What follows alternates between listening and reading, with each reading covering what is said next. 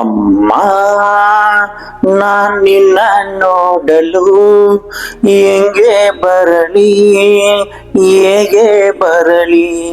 ಅಮ್ಮ ನಿನ್ನ ನೋಡಲು ಹೆಂಗೆ ಬರಲಿ, ಹೇಗೆ ಬರಲಿ. ನಮಸ್ಕಾರ ಎಲ್ರಿಗೂ. ಈ ನಮ್ಮ ಚಾನೆಲ್ ನೋಡೋರಿಗೆ ಸ್ವಾಗತ ಮತ್ತು ಸುಸ್ವಾಗತ.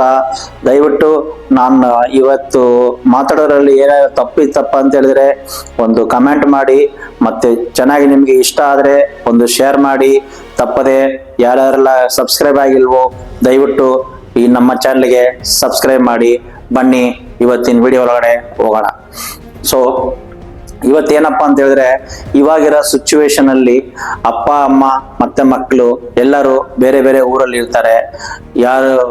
ಅವರು ತುಂಬಾ ಜನ ಮಕ್ಕಳು ಅಪ್ಪ ಅಮ್ಮನ್ನ ಮೀಟ್ ಮಾಡಕ್ ಹೋಗಲ್ಲ, ಮತ್ತೆ ಅಪ್ಪ ಅಮ್ಮನ್ನು ತುಂಬಾ ಜನ ಮಕ್ಕಳನ್ನ ಮೀಟ್ ಮಾಡಕ್ ಹೋಗಲ್ಲ. ಏನೋ ಒಂದು ರೀತಿಯಲ್ಲಿ ಯಾವ್ದೋ ಒಂದು ಘಟನೆಯಲ್ಲಿ ಸ್ವಲ್ಪ ಬೇರೆ ಬೇರೆ ರೀತಿಯಾಗಿ ಆಗಿರ್ತಾರೆ. ಯಾರೆಲ್ಲ ಬೇರೆ ಬೇರೆ ಊರಲ್ಲಿ ದೂರ ಆಗಿದ್ರು ದಯವಿಟ್ಟು ಅವರ ಅಪ್ಪ ಅಮ್ಮನ್ನ ಮೀಟ್ ಮಾಡಿ, ಮತ್ತೆ ಅವ್ರಿಗೆ ಏನೆಲ್ಲ ಬೇಕು ಅನ್ಸುತ್ತೋ ಅವ್ರ ಜೊತೆ ಕೂತ್ಕೊಂಡು ಮಾತಾಡಿ.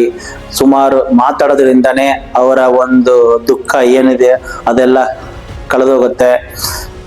ಸೊ ಮತ್ತೆ ಇನ್ನೊಂದು ಏನಪ್ಪಾ ಅಂತ ಹೇಳಿದ್ರೆ, ಒಂದು ತಾಯಿ ಒಂದು ಮಗನ್ನ ಇರ್ಬೇಕಾದ್ರೆ ಅಂದ್ರೆ ಅವ್ರಿಗೆ ಜೀವ ಕೊಡ್ಬೇಕಾದ್ರೆ ಅವರ ಗಂಡನ ಜೊತೆ ಏನೆಲ್ಲ ಅವ್ರ ಕಷ್ಟ ಮತ್ತೆ ಅನುಭವಿಸಿದಾರೋ ಆ ಕಷ್ಟವನ್ನೆಲ್ಲ ನಮ್ಮ ಮಗ ಬೆಳೆದು ದೊಡ್ಡವನಾದ್ರೆ ಇದೆಲ್ಲ ಕಷ್ಟ ಎಲ್ಲ ಹೊಟ್ಟೋಗುತ್ತೆ, ಮತ್ತೆ ತೀರುತ್ತೆ, ಕಮ್ಮಿ ಆಗತ್ತೆ ಅಂತ ಹೇಳ್ಬಿಟ್ಟು ಅಷ್ಟೊಂದು ಕಷ್ಟಪಟ್ಟು ಅವರ ಮಕ್ಕಳನ್ನ, ಅವರ ತಂದೆ ಮತ್ತು ತಾಯಿ ತುಂಬಾ ಪ್ರೀತಿಯಿಂದ ಇಷ್ಟದಿಂದ ಬೆಳೆಸಿರ್ತಾರೆ.